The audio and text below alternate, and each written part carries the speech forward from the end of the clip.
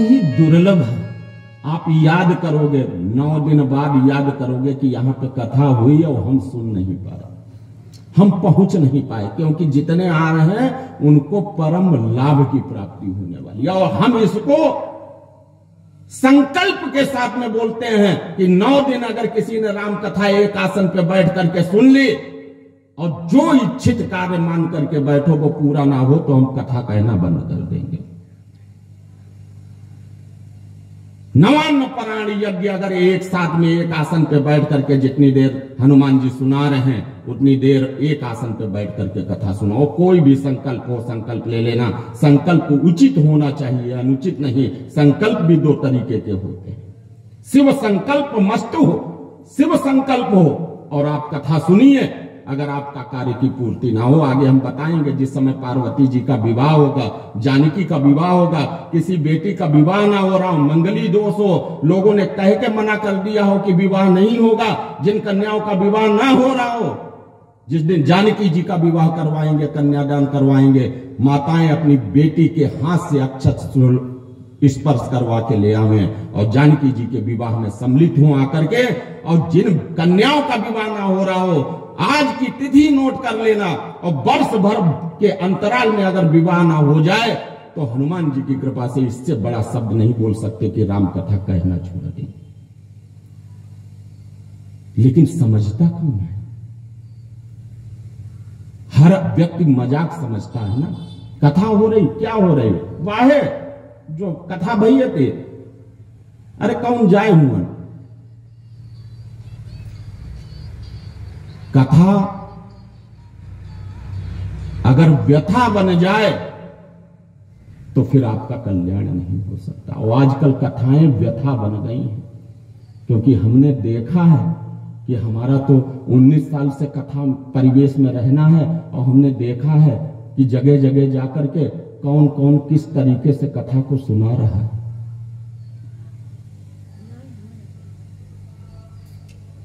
और उस कथा को सुनने के लिए आपको कहना नहीं पड़ता, आमंत्रण नहीं देना पड़ता। हमारे भैया जी सबके घर जा करके आमंत्रण दे आए हैं। भदौरिया जी बेचारे हमारे परीक्षित जी हैं, सबको आमंत्रण दिए हैं। फलाहारी बाबा जी माइक से बोल दिए हैं, सबसे ज्यादा भदौरिया प्रयास किए। और उसके बाद भी अगर आपके मन में राम के प्रति प्रेम नहीं उत्पन्न हो रहा है, प्रभु के प्रति प्रेम नहीं उत्पन्न हो रहा है, तो आप पाषाण हृदय हो, आप मनुष्य कहलाने के लायक। और ऐसी स्थिति में चलिए, माइको नाराज हो गया है, हमने इतना। क्या हो गया बेटा? अच्छा, चलिए कथा का प्रारंभ करते हैं। कल की कथा हमने जहां से छोड़ी वहीं से प्राकट्य करते हैं। हानि लाभ जीवन मरण यश अपयश विधियात, जो जैसा करता है वो वैसा अपना भोगता है। हानि लाभ जीवन मरण यश अपयश विधियात, ये 6 चीजें भगवान ने अपने हाथ में रख रखी है, किसी को नहीं दी। कितना हानि होगा, कितना लाभ होगा, कब जीवन है, कब मरण है, और कितना यश मिलना है, कितना अपयश मिलना है, इसमें आप कुछ नहीं कर सकते हो। तो हनुमान जी से प्रार्थना है कि उनको क्षमा करें और जो लोग आ रहे हैं उनके ऊपर कृपा करें। इसी भाव के साथ में हम आज की कथा का प्राकट्य करते हैं।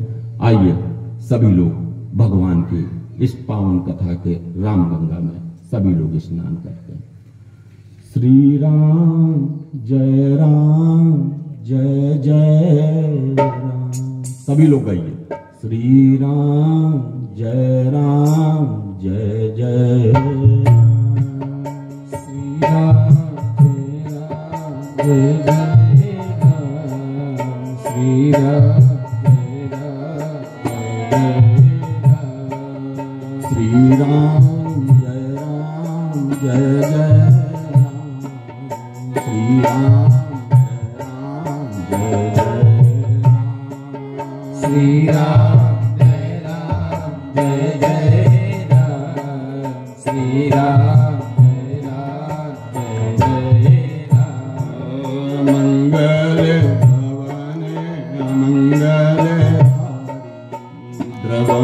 सो दशरथ अजीर बिहारी।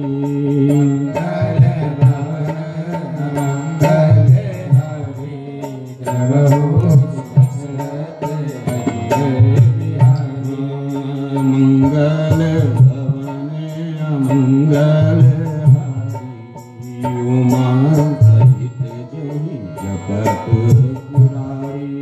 मंगल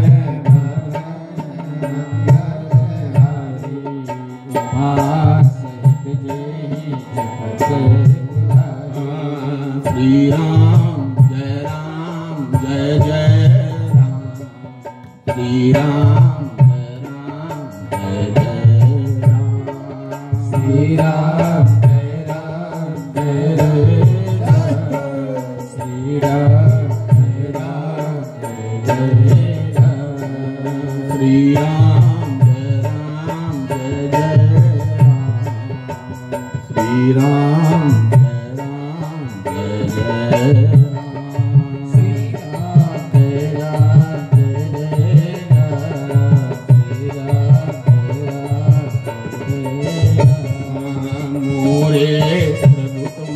गुरु पितु माता जाऊं साथ जी पद जल जाता। मोरे गुरु पितु माता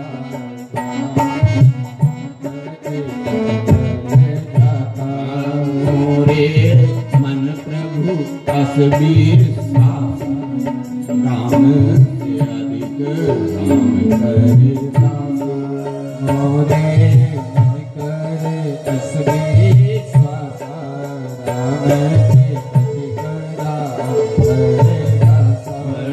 श्री राम जय राम, श्री राम जय राम, श्री राम जय राम, श्री राम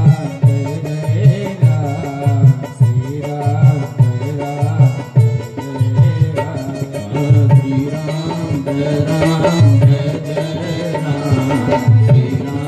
जय राम,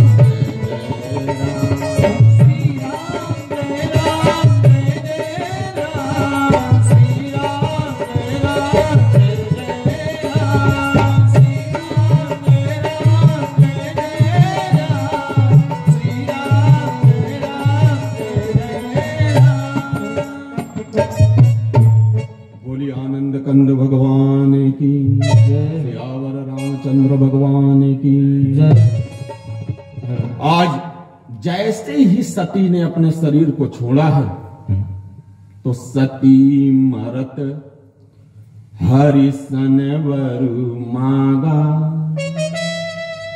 जन्म जन्म शिव पद अनुराग। जैसे ही सती ने शरीर को छोड़ा है तो सती ने प्रभु से प्रार्थना यही की है कि प्रभु हमको अगर अगला जन्म मिले, जन्म कोटि अगर हमारी प्रभु हमको अगर जन्म मिले तो हम शिव की ही पत्नी बने। ऐसा सोच करके आज पार्वती जी ने भगवान विष्णु से प्रार्थना की, हे प्रभु आप हमारा कल्याण करें। और ऐसा कह करके सती ने जिस समय शरीर को छोड़ा है तो गोस्वामी जी कहते हैं इसी वचन के अनुसार, ते ही कारण हिमगिरी ग्रह जाए, ते ही कारण हिमगिरी ग्रह जाए, जनमी पार्वती तनु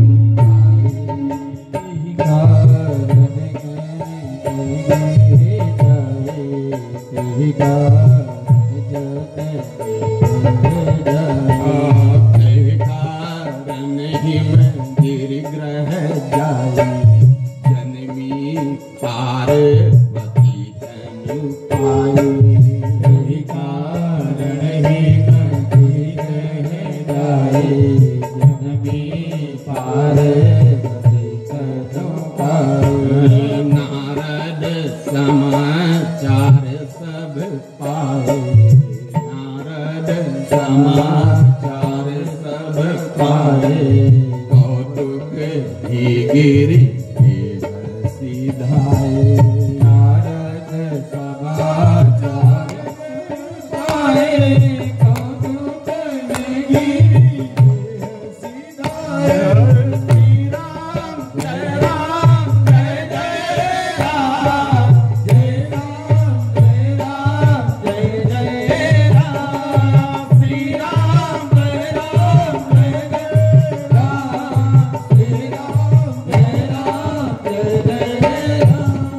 जैसे ही पार्वती जी ने शरीर को पाया है और जैसे ही पार्वती जी का शरीर प्राप्त हुआ है तो नारद जी को सूचना मिल गई।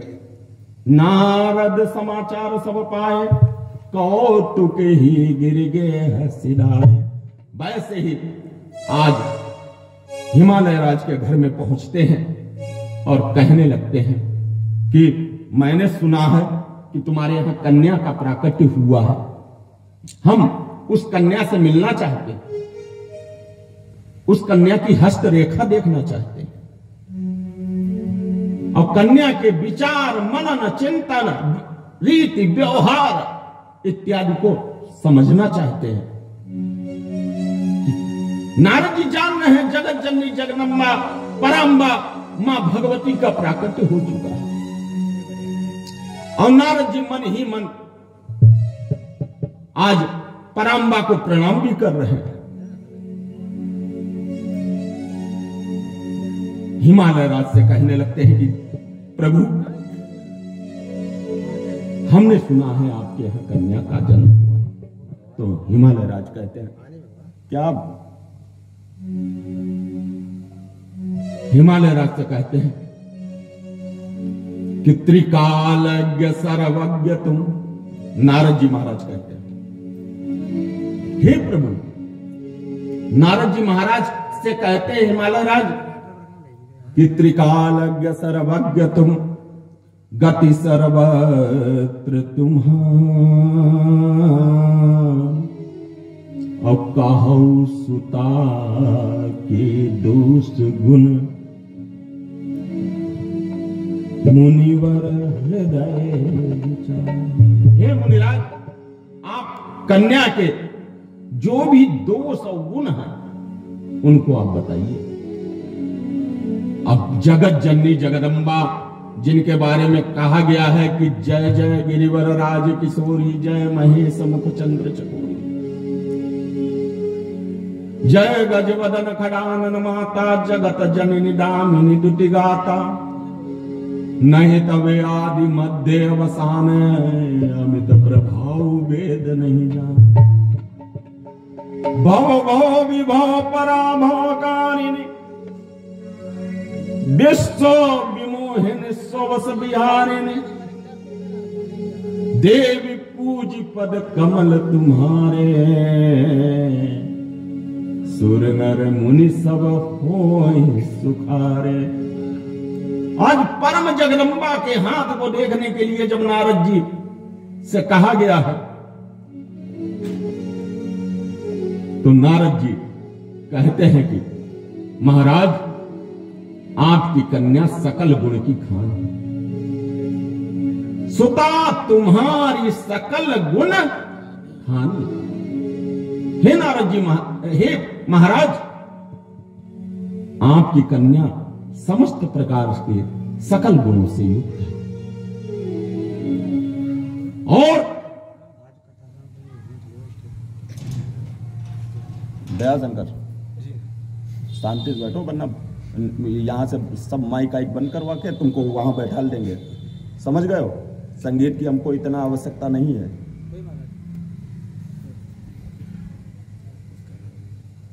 श्री राम जय राम जय जय राम, श्री राम जय राम, जय जय राम, श्री राम जय राम, जय जय राम, श्री राम जय राम, जय जय राम, कौशल्या के प्यारे राम, दशरथ राज तुम्हारे राम, कौशल्या के प्यारे राम, दशरथ राज तुम्हारे राम, हम सब के प्राणों के राम, हम सब के प्यारे हैं राम, श्री राम जय राम, जय जय राम, श्री राम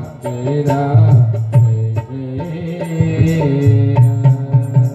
आज जैसे ही नारद जी हाथ देखने लगते हैं सुता का तो कहते हैं कि कन्या तुम्हारी सकल गुणों से युक्त है और सबसे विशेष बात है कि सुंदर सहज सुशील सयानी,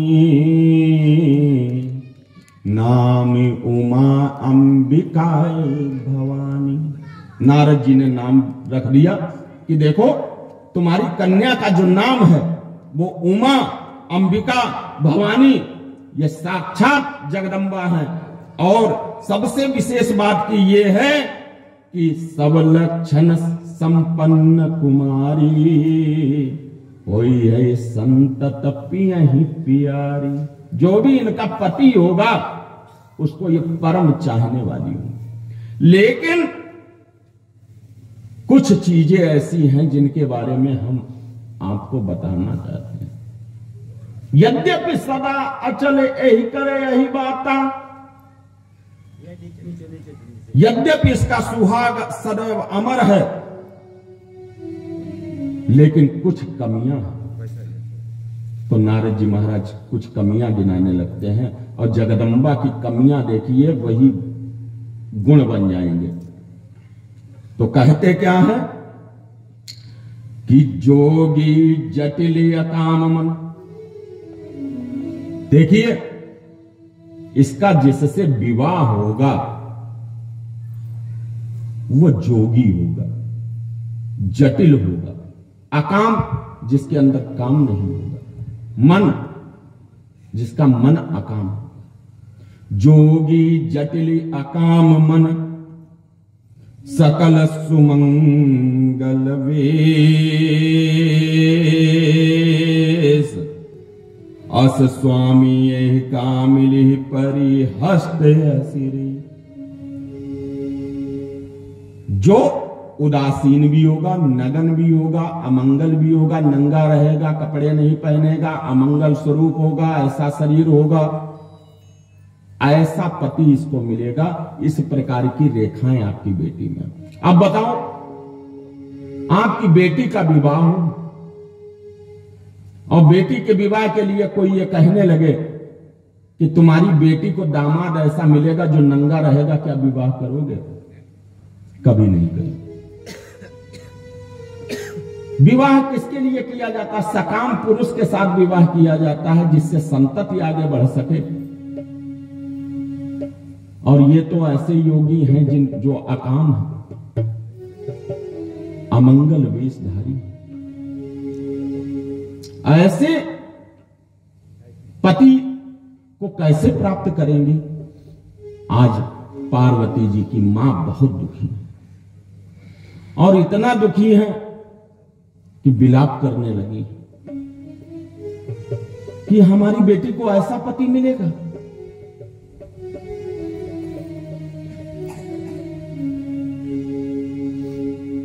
तो राजा हिमालय ने समझाया कि देखो विधना के मार्ग हैं जेते, सरग नरकते कारण तेते, होई नम्रखा देव ऋषि भाषा, उमा सुवचन हृदय करि राखा, जे जे वर के दोष बखाने।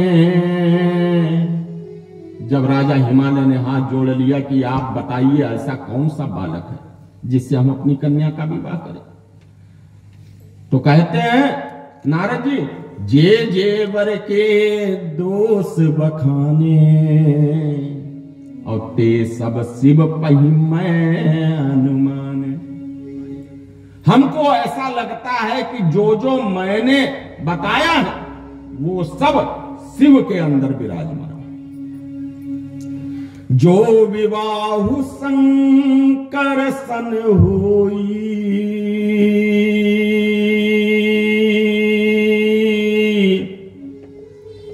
और दोषहु गुण सम कह सब को। देखो अगर विवाह शंकर के साथ में हो जाएगा, समम करोति कल्याणम यह शंकरा, जो कल्याण करते हैं वो शंकर, ऐसे शंकर भगवान के साथ में अगर इनका विवाह हो जाएगा तो निश्चित ही आपकी कन्या के जो दोष हैं वो आप मंगलकारी हो जाएंगे। अब नारद जी ने कहा कि देखो एक काम करना पड़ेगा तुम्हारी कन्या को, और वो काम क्या है? तप। तपे आधार सब सृष्टि भवानी, करहु जाई तप अस जिय जानी, जो तप करे कुमारी तुम्हारी, और भाव्यु मेटि सकई त्रिपुरारी। केवल भोलेनाथ में ही क्षमता है कि जो लेख में लिखा हुआ उसको मिटा सकते हैं, बाकी किसी के अंदर क्षमता नहीं। आप बहुत बीमार पड़े हो, आचार्य जी लोग कहते हैं कि महामृत्युंजय का पाठ करवाइए, और महामृत्युंजय का पाठ होता है और आप ठीक हो जाते हो। तो भाव्यु मेटि सकहि त्रिपुरारी। हम एक कार्य करते हैं कि हम अपना अनुष्ठान में मोबाइल जमा करवा देते हैं पंडितों के। हमसे पंडित लोग बड़ा नाराज रहते हैं, हमारे साथ के जो आचार्य रहते हैं। कारण क्या है? अनुष्ठान में यह मोबाइल दूरभाषा का जो केंद्र है, इसने मंत्र अनुष्ठान इत्यादि में बहुत बाधा डाला। अब देख रहे हैं ना, हमको अभी डांटना पड़ा कि बार बार मोबाइल उसका संगीत वाले का इतना ज्यादा बिजी, शायद घर पे ना रहते हो, लेकिन जब यहां बजाने आएंगे तो बहुत ही ज्यादा बिजी है। तो बार बार ये व्यवधान का कारण है। काम कुछ नहीं, क्या कर रहे हो? बजाए रहे हैं, जिंदगी भर बजाओ और बहु बजाए रहे। आगे आगे तो कुछ कर नहीं पाए, तो कम से कम ये तो मर्यादा रखो, कहीं पे कथा हो रही है उस समय पे थोड़ा सा शांत रहो। अनुष्ठान में होता क्या है कि माला जप रहे हैं, और माला जप रहे हैं, जपते जपते माला फोन आ गया, फोन कान में लगा हुआ है। हाँ बताओ क्या हाल है? पंडित जी मूल शांति कुछ भी थी, अब महामृत्युंजय का जप कर रहे हैं पंडित जी, मूल शांति कुछ भी थी। अब मूल शांति बताइए के लिए पंडित जी पंचांग निकाले, उतनी देर मंत्र रुक गया, और उतनी देर मंत्र रुका हुआ, मूल शांति बताई के रहे, फिर बिना आचमन किए और बिना कुछ किए जहां पे माला रोके थे वहीं से फिर शुरू कर दिए। तो ये क्या माला पूर्ण हुआ जा करके? तो उन स्थितियों में अपने अंदर के दोष को दूर करना, हम किसी यजमान के कल्याण के निमित्त अगर कार्य लेते हैं तो उसमें साधना होनी चाहिए, उसमें तपस्या होनी चाहिए। हम यहां पे कथा कहने के लिए बैठे हैं तो हमारा उद्देश्य कथा रहना चाहिए कि हम आपको कथा सुनाएं, और उसमें अगर हम छल करेंगे तो उसके दोषी यजमान नहीं होगा, उसका दोषी कौन होगा? आचार्य होगा। तो आप लोग महामृत्युंजय मंत्र के प्रति पूर्ण आस्था रखें, अपने आचार्य के प्रति पूर्ण आस्था रखें, लेकिन जब भी घर में महामृत्युंजय करवाएं तो आचार्य जी से हाथ जोड़ करके विनती कर ले, महाराज महामृत्युंजय मंत्र का जप करिएगा तो मोबाइल को अलग रख दीजिएगा। कम से कम आपका कार्य अगर थोड़ा भी होगा तो अच्छा होगा, क्योंकि पूर्ण तो कोई नहीं कर सकता। जितना हो रहा है उतना कार्य आपका पूर्ण हो जाए, ये भाव्यु मेटि सकहि त्रिपुरारी। ये जो अपने अंदर के दोष हैं उनको अगर मिटाने का और मत्थे पे लिखा मिटाने की किसी की क्षमता है तो वो केवल किसमें है? भोलेनाथ में। और भोलेनाथ के इतना कृपालु नहीं। जानते हैं मोबाइल पे बात हो रही है, बीच में प्रसाद उठा के खाया जा रहा है, माला नहीं की जा रही है, लेकिन भोलेनाथ कभी ब्राह्मण का आहित नहीं करते। ये भोलेनाथ की कृपा। ऐसो को उदार जग माही, बिनु सेवा जो द्रवय दीन पर, राम सरिस को नहीं। कर्पूर गौरम करुणा अवतारम, संसार सारम भुजगेंद्रहारम, सदा वसंतम हृदयारविंदे, भवम भवानी। तो उन भोलेनाथ भगवान की कथा है। अब स्थिति आ गई कि नारद जी ने बताया कि देखो, जो तप करे कुमारी तुम्हारी, भाव्यू मेट सकहि त्रिपुरारी। अगर तुम्हारी बेटी तपस्या करती है तो इसके लेख में लिखा हुआ मिट जाएगा, क्योंकि भावी काहू से न टरे, भावी काहू से न टरे, भावी काहू से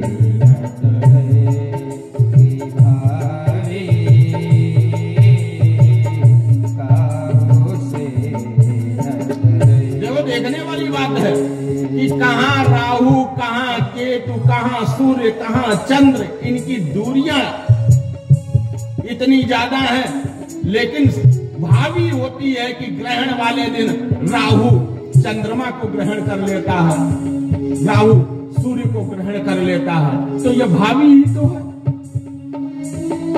ऐसी भावी के योग में जिस समय सूर्य भगवान को भी कष्ट का योग भोगना पड़ता है, चंद्र को कष्ट का योग भोगना पड़ता है, तो मानव की क्षमता क्या है? मानव सोचता है कि हम हैं, इसके सिवा कुछ नहीं है। और वो कहते हैं कि भावी काहू से न टरे, काहू से न टरे,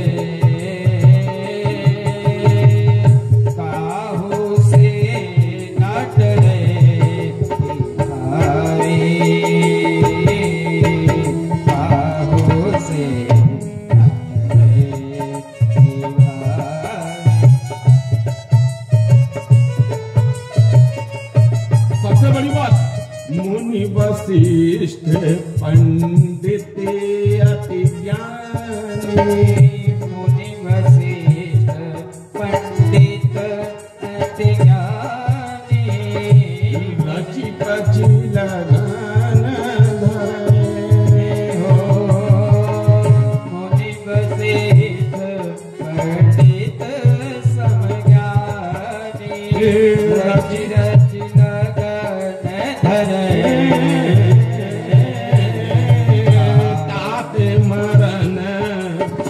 हरण राम वन, तात मरण सिया राम हरण, तात मरण सिया हरण राम वन, बपुधरि विपत्ति धरे, काहू से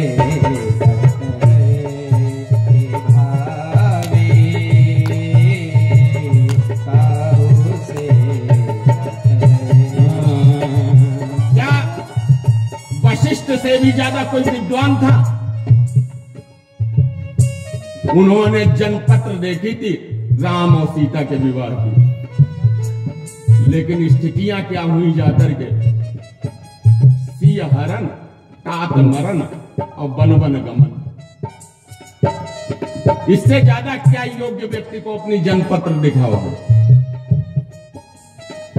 अगर उन स्थितियों में भी कष्ट हो सकता है। और सबसे बड़ी बात कि रावण जीती, रावण ने कितने देवताओं को जीता था? 33 कोटि देवताओं को।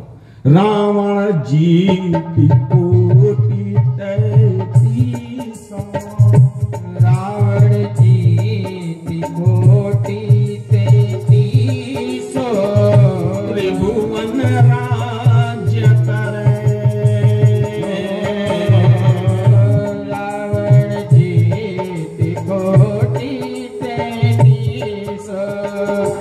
त्रिभुवन राज करे मृत्यु बांधी वाहकूप मराठे मृत्यु बांधे वाहकूप राखे मृत्यु बांधी वाहकूप मराठे मृत्यु बांधे वाहकूप राखे भावी बस सगरे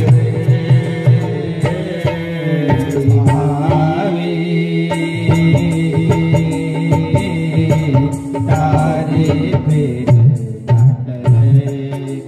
भावी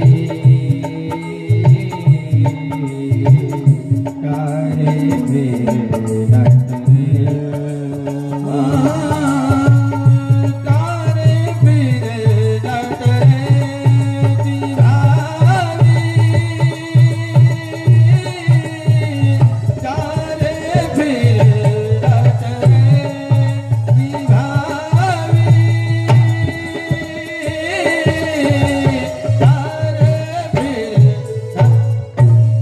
अर्जुन की हरि तू सारथी अर्जुन के तुम हिति सारथी अर्जुन के तुम हिति सारथी तो बने निकले अर्जुन के तुम हिति सारथी अर्जुन के तुम हिति सारथी सोवन निकरे द्रुपद सुता के राजसभा में द्रुपद सुता के राजसभा में दुशासन चीर हरे भावी तारे फिर नटरे भावी तारे फिर नटरे भावी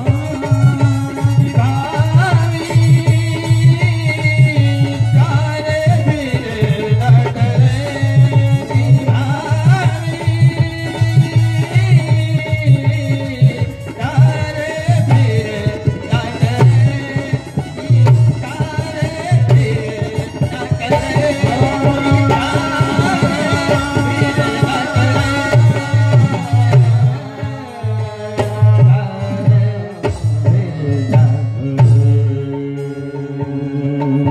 आज मेटत कठिन कुंवंक भाल के अगर कोई भी आपके नसीब को बदल सकता है तो भोलेनाथ है। आज सती ने संकल्प कर लिया, पार्वती जी ने संकल्प कर लिया है कि अब हम तपस्या करेंगे जाकर के, और तपस्या करने के लिए निकल पड़ती हैं और मन में विश्वास कर लिया होई सोई जो राम रचि राख को करी तरक बढ़ाए। और इधर पार्वती जी जब तपस्या करने निकलती हैं तो संवत सहस मूल फल खाए। 1000 वर्ष संवत सहस मूल फल खाए। आजकल तो छोटा मोटा व्रत नहीं लोग कर पाते हैं, कहते हैं कि गैस बन रही है, छोटा सा व्रत करने को कह दो तो प्राण निकल जाते। हमारी माताएं धन्य हैं जो करवा चौथ के नाम पे अपने पति की आयु के लिए कम से कम निर्जला व्रत तो रहती हैं। और सबसे बड़ी बात हम आपको बताएं कि माताएं के हिस्से में सब व्रत चले गए और आदमी को कुछ नहीं मिला। अगर जरा सी धमकी दे दे माताएं, क्यों साड़ी ला रहे हो या व्रत खोल दे, तो साड़ी पहले आएगी, क्योंकि अपनी जान की रक्षा चाहिए ना। और आदमी को कुछ नहीं दिया।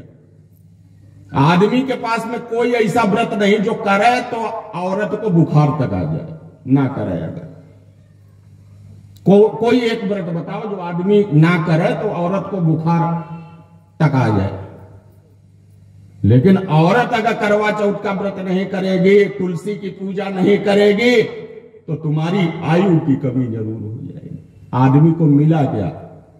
आदमी को मिला भी तो देखो भोलेनाथ बैठा लिए गए कैलाश पर्वत पे और भगवान विष्णु को पानी डाल दिया। और इतने पर भी कलेजा शांत नहीं हुआ तो शिव जी के गले में सांप फहरा दिया। लता पत्रा इत्यादि लपेटे बैठे हैं। अरे सारी मात्र शक्ति तो औरतों के ही हाथ में है। आज माता पार्वती जी जिस समय भोलेनाथ की उपासना करने गई हैं तो संवत सहस 1000 वर्ष मूल फल खाए और साग खाई 7 बरस गए। 100 साल साग खा के माता पार्वती ने अपना जीवन यापन किया। उसके बाद में वो भी खाना छोड़ दिया, नहीं खाएंगे अगर भोलेनाथ नहीं मिलेंगे। अब करती क्या थी कि दूब घास जो जमी होती है उसके ऊपर जो सुबह की ओस की बूंदें जो गिर जाती हैं और वो सफेद सफेद दिखती हैं तो उनको चाट करके अपना पेट भरती थी। कछु दिन भोजन बारी बतासा, उन दूब घास पे जमी हुए पानी को पीती थी। कछु दिन भोजन बारी बतासा, किए कठिन कछु दिन उपवासा, और बेल पाती मही पर सुखाई। फिर हरी चीज और सब कुछ खाना छोड़ दिया। बेल पत्री जो सूख करके जमीन पे गिर जाती थी, बेल पाती मही पर सुखाई। 3 सहस संवत सोई खाई। 3000 वर्ष तक कर सती ने उसको खाया। और पुनि परिहरहु सुखाने ऊपर ना, उमही नाम तब भयऊ अपर्णा। बोली अपर्णा माता की। साक्षात जगदम्बा भवानी आज अपर्णा माता के रूप में प्राकट। सूखे पत्तों को खाने के कारण ऋषियों ने इनका नाम रख दिया अपर्णा माता। अब ऐसी स्थिति में एक स्थान पे बैठ जाती हैं पार्वती जी और देवता लोग प्रार्थना करने लगते हैं। और देवता लोग प्रार्थना करते हुए कहते हैं, मैया आप क्या ऐसा शरीर देख करके हमको बड़ा कष्ट हुआ। माता तेरे चरणों की, माता तेरे चरणों की, यदि धूल जो मिल जाए, माता तेरे चरणों की,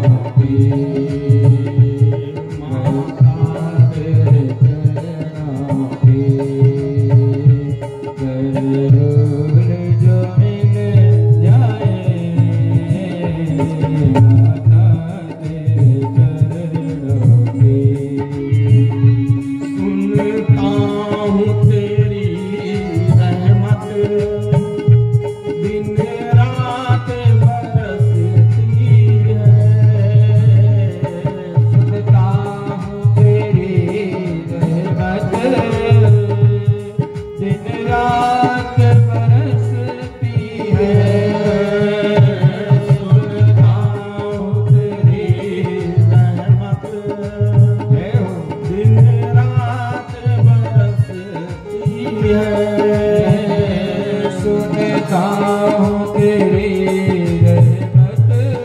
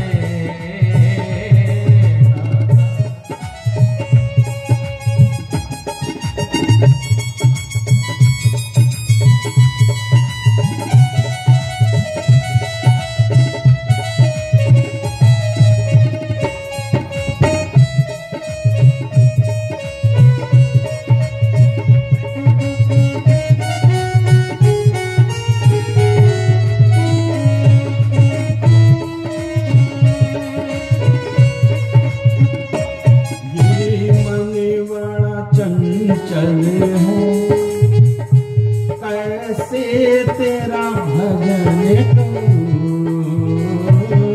ये मन बड़ा चंचल है, कैसे तेरा भजन करूं। ये मन बड़ा चंचल है, कैसे तेरा भजन करूं। जय हो। ये मन बड़ा चंचल है, कैसे तेरा भजन करूं। जितना इसे जय हो।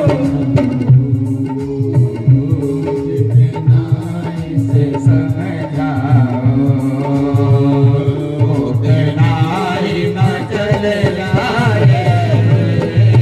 माता दे चरणों की रज धूल जो मिल जाए।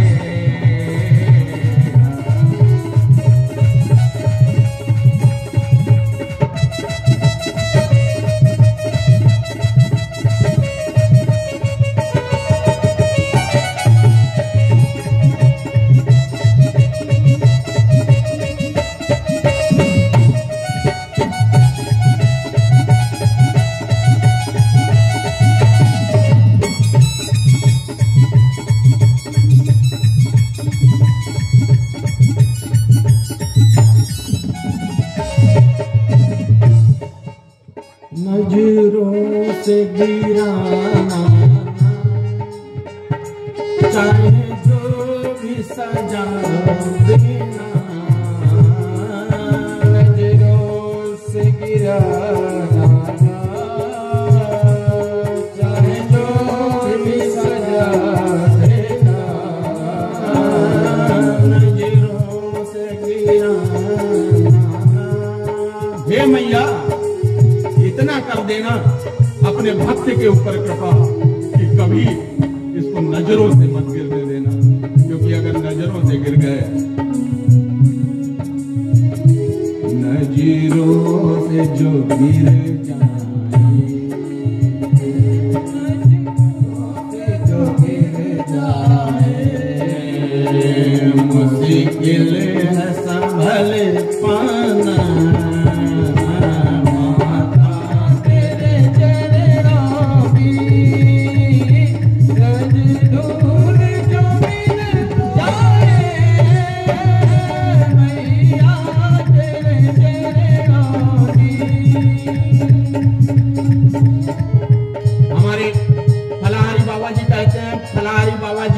देवी माँ के बहुत सच्चे उपासक हैं और उनके संकल्प जो है बहुत ही दिव्य हैं। तो उनके लिए इस भजन में एक बहुत बढ़िया लाइन है, हमें याद आ गया। तो माता जी के साथ में उनका चित्र हमने देखा है उपासना करते हुए, और फलाहारी बाबा जी को ऐसी कृपा मिले, माता जी उनके ऊपर कृपा करे कि माता मेरे जीवन की बस एक तमन्ना है। माता मेरे जीवन की बस एक तमन्ना है। माता मेरे जीवन की बस एक तमन्ना है।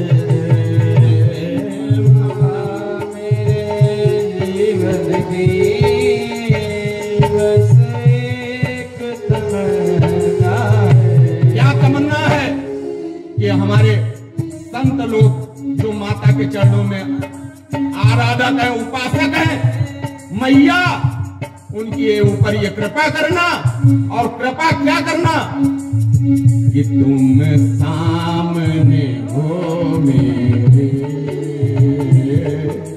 सामने हो मेरे, मेरा दम ही निकल जाए। सामने हो मेरे,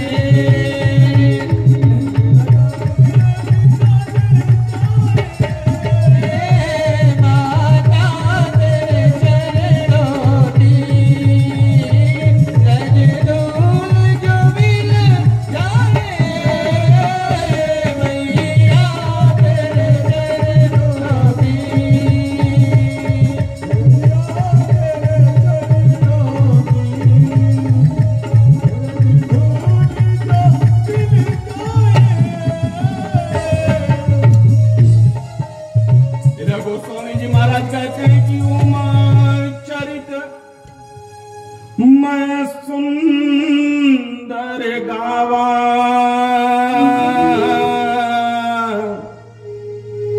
सुनहु शंभु कर चरित सुहावा। और इधर भोलेनाथ सती के शरीर को अपने शरीर के ऊपर लादे हुए विविध प्रकार से बड़े ही उत्कल व्याकुल घूम रहे हैं। और सती के शरीर से कुछ कुछ अंग टूट टूट करके गल गल करके विविध पहाड़ी श्रृंखलाओं पे गिर रहे हैं।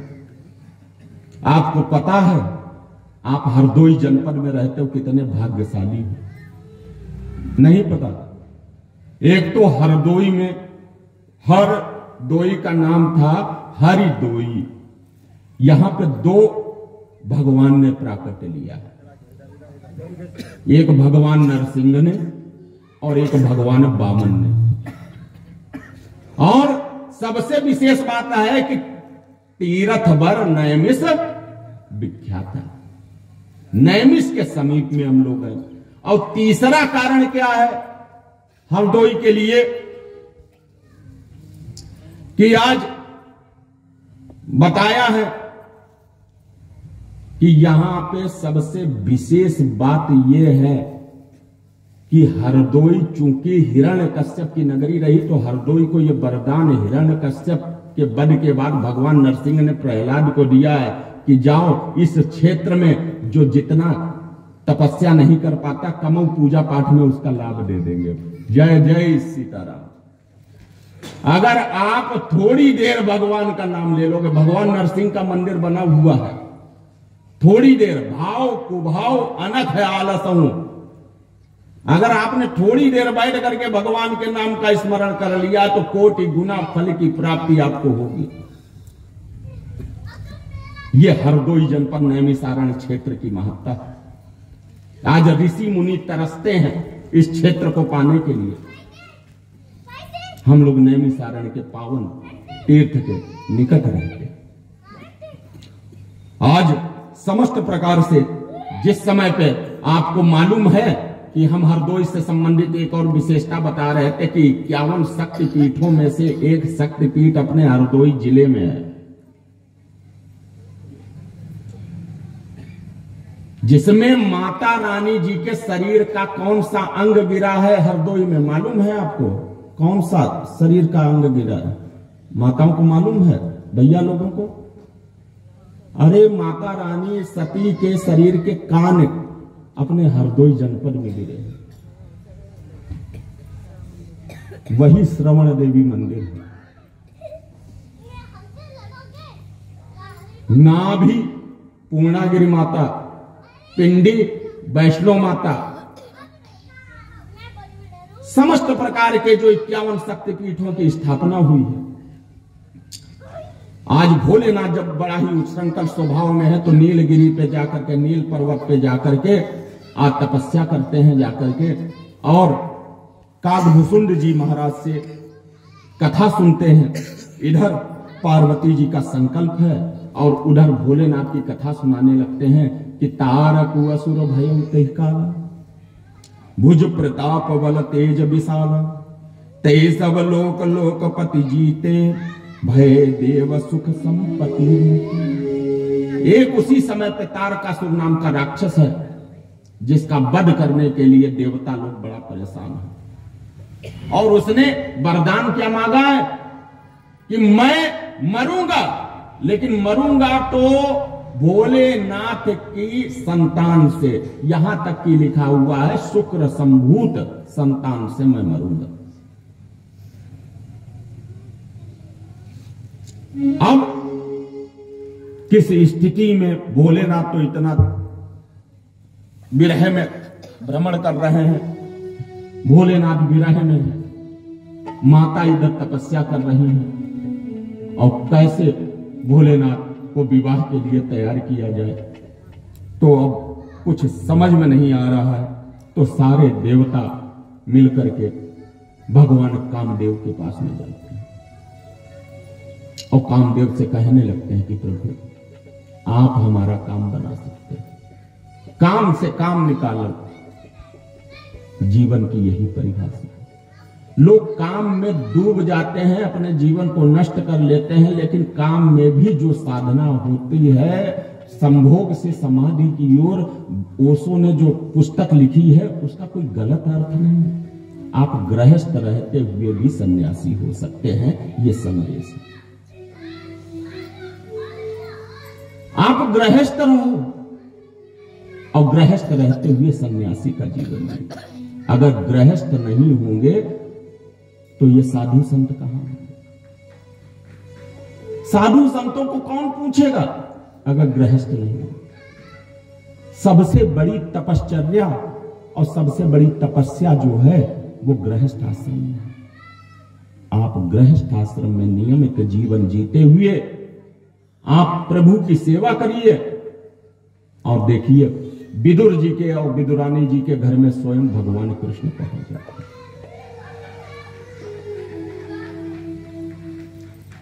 क्योंकि प्रभु भाव को ऐसो को उदार जगमाही विनु सेवा जो द्रवे दीन पर राम सरिस खून सवरी गीध सुसेवकन सुगति दीन रघुना नाम उधारी अमित खल वेद विदित गुण। ऐसे परमपिता परमात्मा के इतना उदार कौन है? इधर कामदेव को प्रार्थना की गई है कि हे कामदेव महाराज, आप हमारा कार्य पूर्ण करें। और देवता लोग कामदेव से जब प्रार्थना करते हैं तो कामदेव कहते हैं कि यद्यपि मुझे मर जाना, कामदेव जानता है कि यद्यपि मुझे मृत्यु प्राप्त होनी है, लेकिन मैं तुम लोगों के निमित्त इस कार्य को करूंगा। मैं अपने को समाप्त करके देवताओं के कार्य को सिद्ध करूंगा।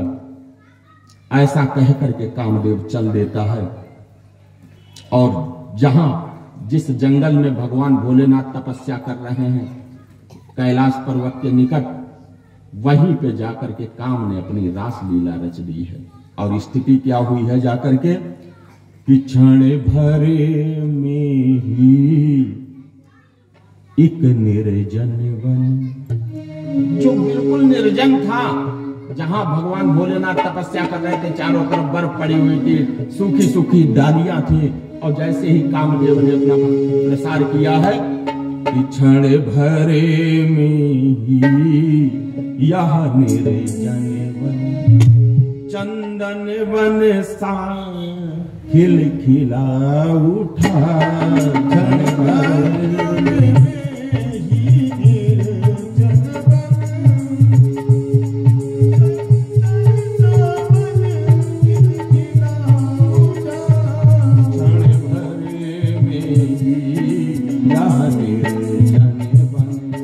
चंदन वन सा खिलखिला उठा।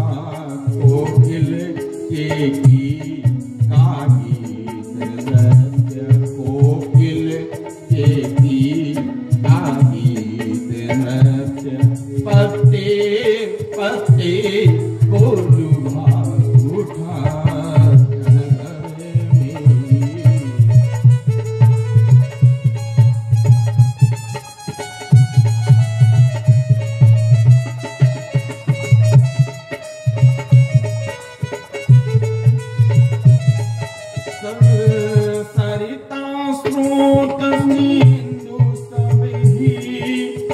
खेले प्रेम मिलने होली, सरसरिता स्रोत सिंधु सब ही हंस खेले प्रेम मिलने होली। सरसरिता स्रोत सिंधु सब ही, सरसरिता स्रोत सिंधु सब ही हंस खेले प्रेम मिलने होली।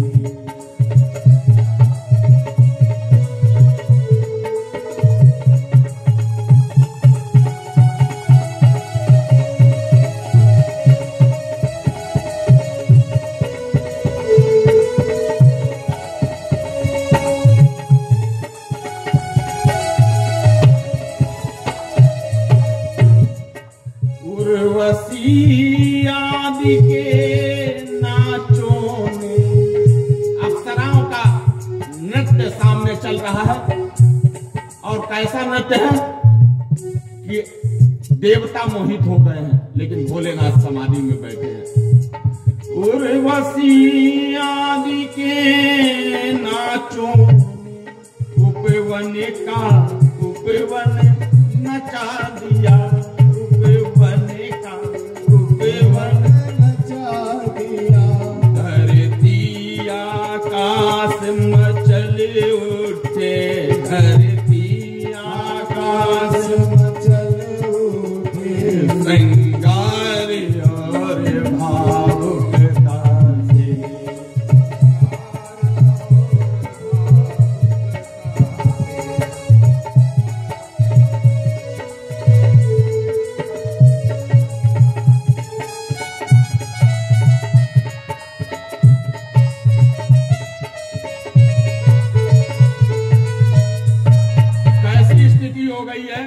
कि जैसे ही कामदेव ने अपना पूरा साम्राज्य बिछाया है कि चारों तरफ उर्वशी आदि अप्सराएं नृत्य कर रही हैं, और जितनी भी लताएं थी वो लताएं वृक्ष से लिपट लिपट करके ऊपर बढ़ने लगी हैं।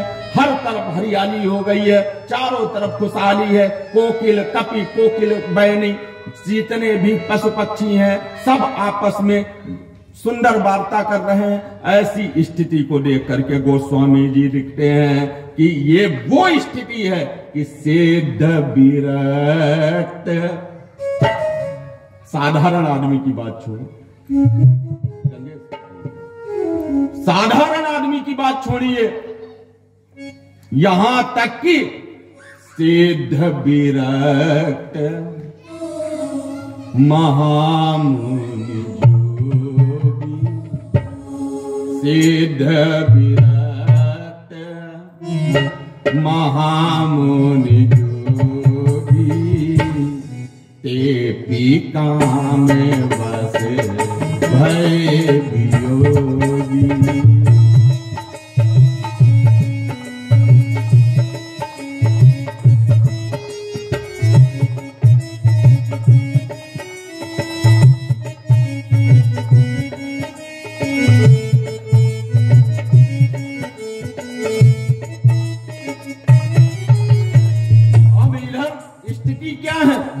चारों तरफ कामदेव ने अपना साम्राज्य फैला दिया है कि भय काम वस जोगी से तापस पावरई की को कहे।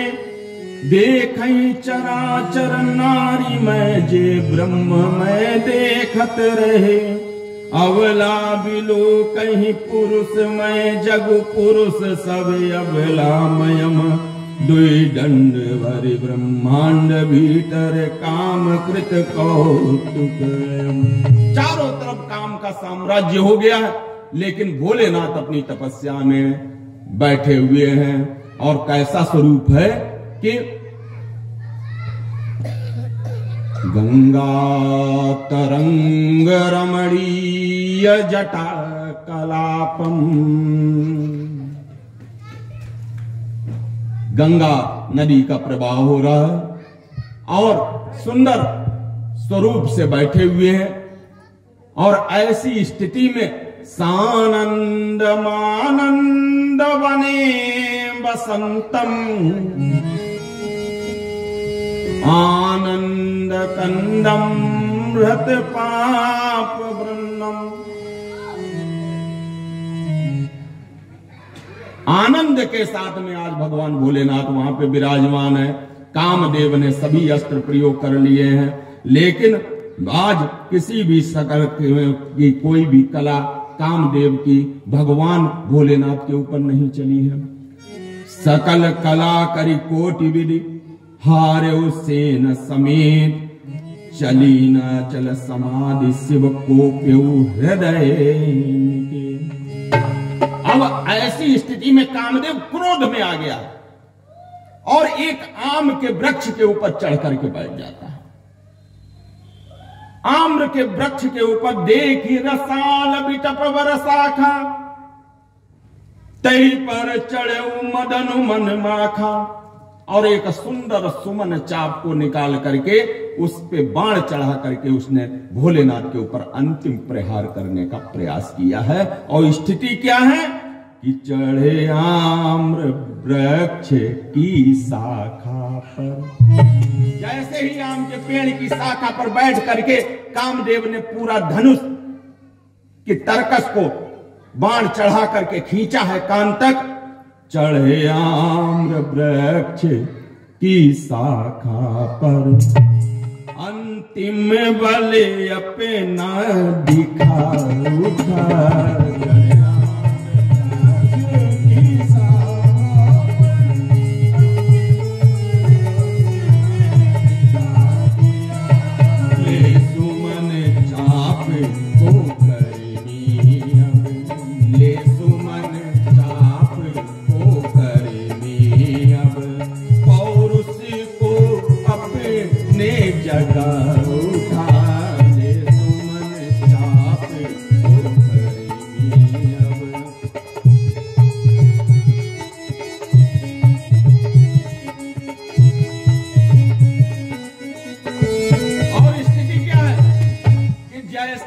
चाप को चढ़ाया है, कान तक खींचा है बाण को, वह सुंदर इंद्रधनुष जिसमें, कैसा धनुष है वह सुंदर इंद्रधनुष जिसमें भ्रमरों की डार सुशोभित है।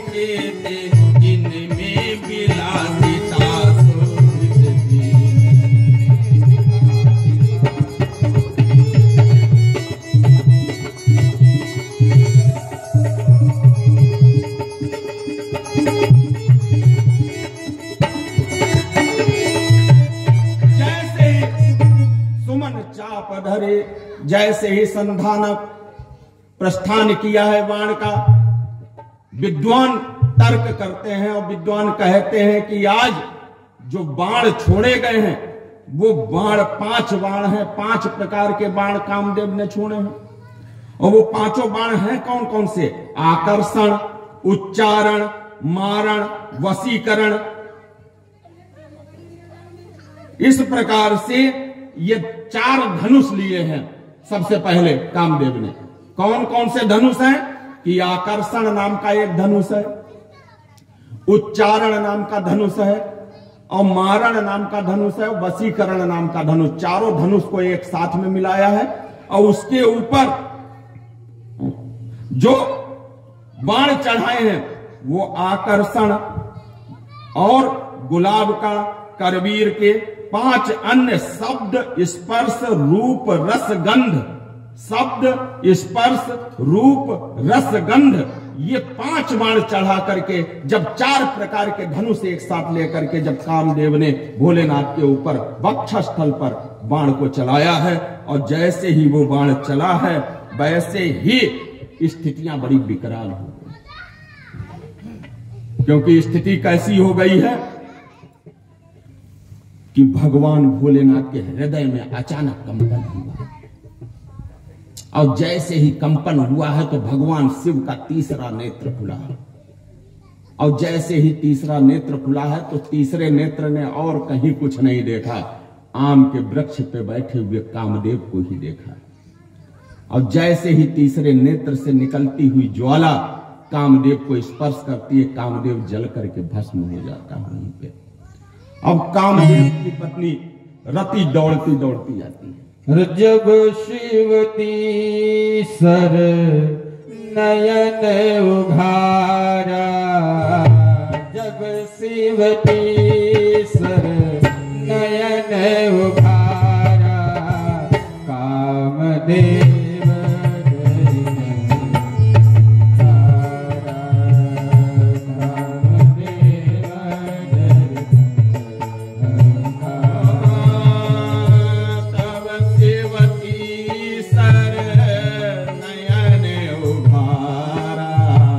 तब तीसर नयन उधारा, अरे चितवत काम भयो जरी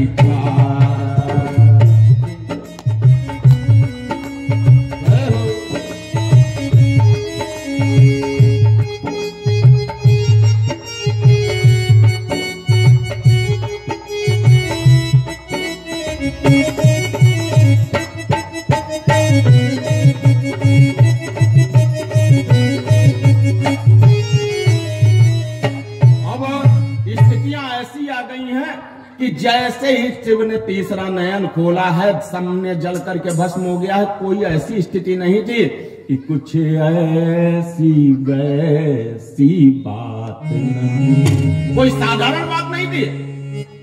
कुछ ऐसी वैसी बात नहीं, उठना तीसरे पलक पटका, रतिपति की सारी माया को संदेशा था वह मरे घटका। कुछ ऐसी वैसी बात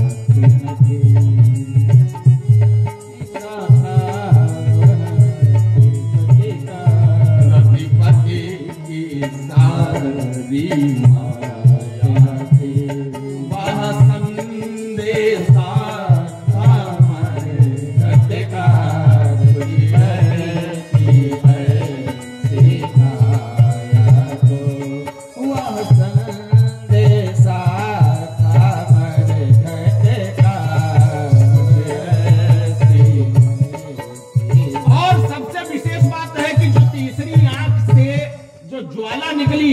उस ज्वाला के बारे में कल्पना क्या करना कि क्या यमपुर की ज्वाला होगी, इतनी भयंकर है। क्या यमपुर की ज्वाला होगी और क्या चक्र सुदर्शन की ज्वाला, क्या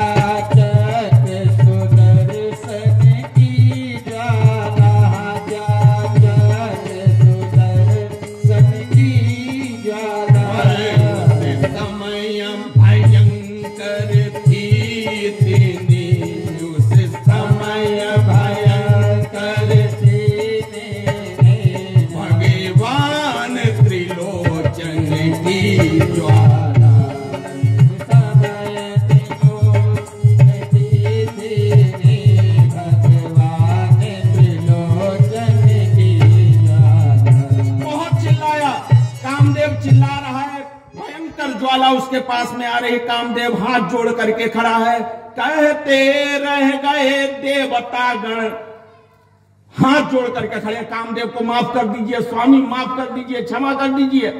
कहते रह गए देवतागण, कीजिए क्षमा कैलाशपति, कीजिए क्षमा कैलाशपति,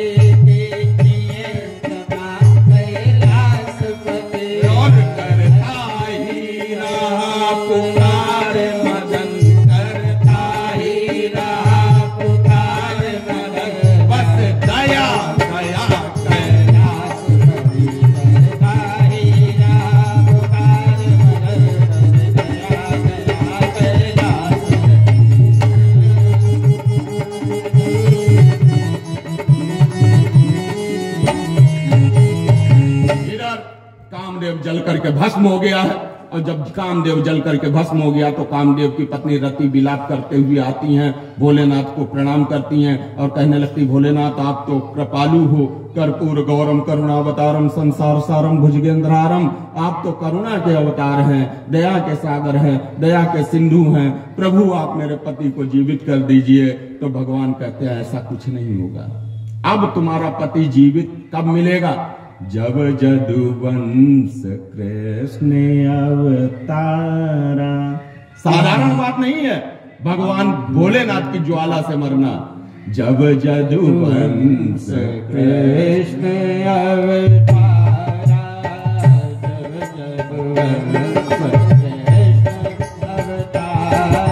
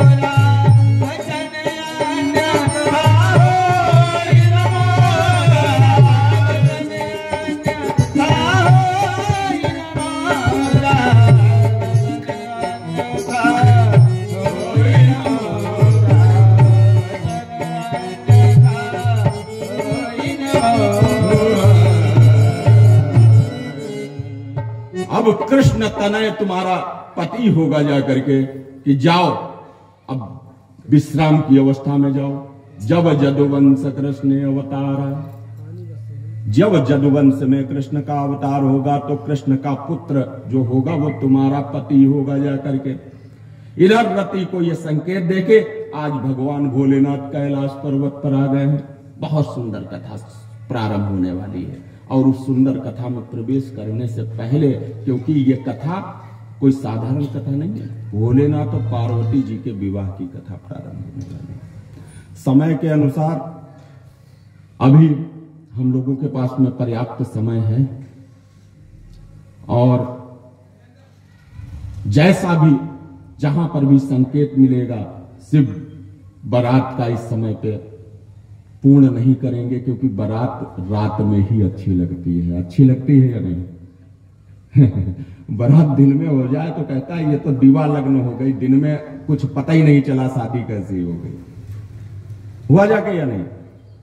तो बारात करेंगे रात में और इस समय आपको बारात की तैयारियां सुनवाएंगे, क्योंकि तैयारी दिन में होती है।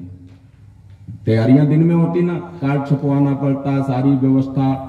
आजकल तो ब्यूटी पार्लर, तो भगवान भोलेनाथ को भी तो ब्यूटी पार्लर जाना है तैयार होने के लिए।